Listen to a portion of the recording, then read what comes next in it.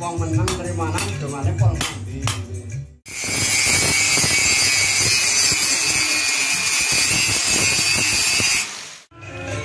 Oke. Mantap.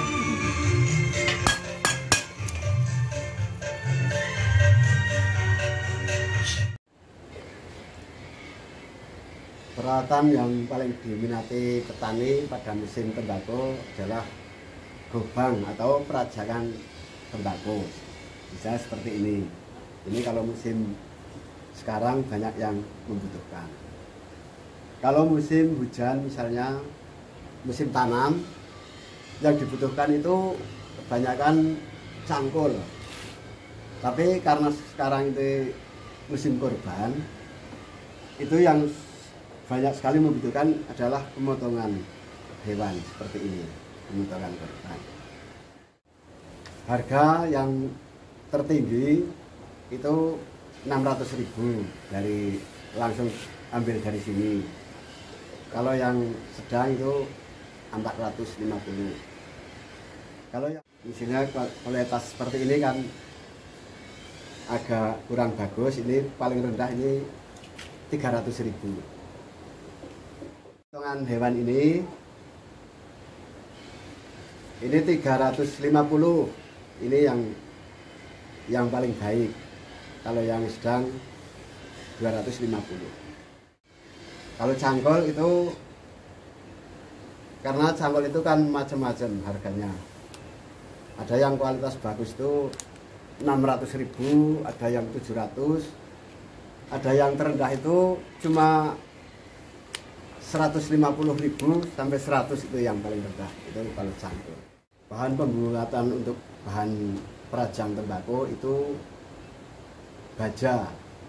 Sedang baja itu kan macam-macam. Ada yang baja dari per mobil, ada yang dari bekas geraji.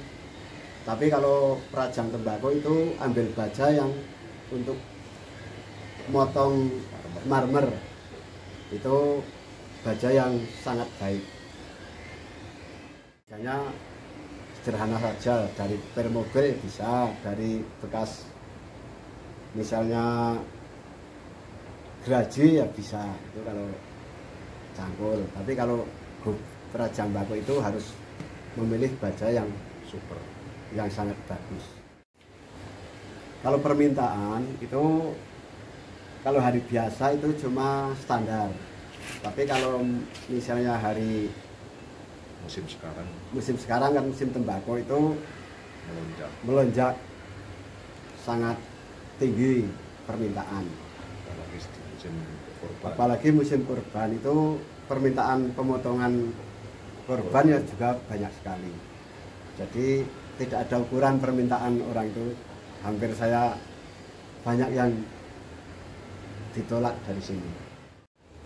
Kalau pembuatan misalnya perajang tembakau itu dari awal pembuatan sampai selesai itu paling enggak 2 jam. Itu kalau perajang tembakau. Kalau cangkul itu hanya, kalau cangkul yang bagus itu sampai 2 jam. Tapi kalau yang paling rendah harganya itu 1 jam bisa dapat 5 1 jam. Itu harga yang paling rendah. Kalau misalnya pemotongan korban itu tidak bisa buat yang rendah, sebab itu kan kaitan ada harus tajam.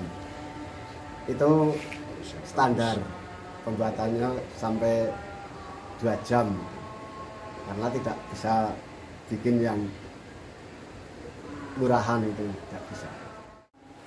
Saya berharap untuk seluruh warga, khususnya Pangamponlor, Sambon, untuk pemakaian dalam arti menggunakan alat pertanian, itu saya harapkan memakai produk dalam negeri, dalam arti kita memakai produk kita sendiri. Kita dukung empu-empu kita yang ada di Pangamponlor, kita dukung, kita support supaya dalam memproduksi, dalam memperkembangkan ini termasuk terah dalam arti tidak semua bekerja sebagai empu atau pandai besi. Memang semua itu sudah digariskan oleh terah leluhur kita. Jadi sangat luar biasa sekali apabila kita semua harus melestarikan, harus nguri-uri pekerjaan empu pandai besi di Pangemponlor ini sebagai salah satu ekonomi yang menjadi ciri khas di dusun kami. Yang jelas itu pasti, dalam arti kita perdagangan, perindustrian, pasti akan ada yang namanya persaingan. Akan tetapi pandai besi empu di Pangemponlor ini kita jangan takut dengan untuk bersaing, karena saya mempunyai ide dan banyak warga yang sudah saling konsultasi dengan saya untuk orang lain dengan cara satu, mengutamakan kualitas. Kita tingkatkan kualitas alat-alat pertanian kita dengan cara kita mengutamakan bahan baku yang lebih unggul. Kemudian untuk harga jual kita tetap pada standar harga yang sudah ditetapkan di Pangemponlor. Pada dasarnya secara ilmiah, sesuatu yang diproduksi dengan mesin dan dengan manual itu akan lebih baik dengan yang menggunakan manual. Dalam arti kalau manual itu kan bisa mengetahui secara langsung harus seperti ini. Misal ya, bahasa di Pangemponlor itu sing urut. Nah, kalau pakai empu dan kenek ada kenek, ada pembantunya, kan bisa dikoordinasikan, bisa diharapkan sesuai dengan keinginan. Kudune kayak ini dan bisa tahu. Dan kerasnya, pelannya, hantaman ke pacul itu atau ke gobang dan lain sebagainya itu bisa lebih maksimal. Karena apa? Kalau pakai mesin itu tidak bisa diatur sementara ini. Akan tetapi tidak menutup kemungkinan untuk hasil itu mirip-mirip 11-12. Sebenarnya itu pakai mesin juga bagus, yang pakai manual atau pakai membantu itu juga bagus. Tapi kalau saran saya itu lebih mengutamakan yang pakai pembantu, karena bisa ada koordinasi dan ada suatu. Dan kalau menggunakan tenaga kerja dalam arti di sini pembantu atau kenek nggih, ada empu, ada pembantunya. Itu ada orang 3 berarti, pembantunya 2, empunya 1, itu bisa mengurangi pengangguran dalam kemasyarakatan. Semua bisa saling bekerja. Dan tentunya kalau menurut saya pribadi hasil bisa lebih maksimal karena bisa diatur dan diatur seperti itu. Pemerintah setempat, saya berharap kami dari pemerintahan desa berharap sekali ada bantuan atau mungkin nanti ada motivasi atau dukungan berupa alat, yang dimana alat itu nanti bisa digunakan untuk menunjang untuk pembuatan pandai besi. Kita tetap menggunakan sistem pembantu, jadi nanti kita bisa dikombinasikan seperti itu kalau menurut saya.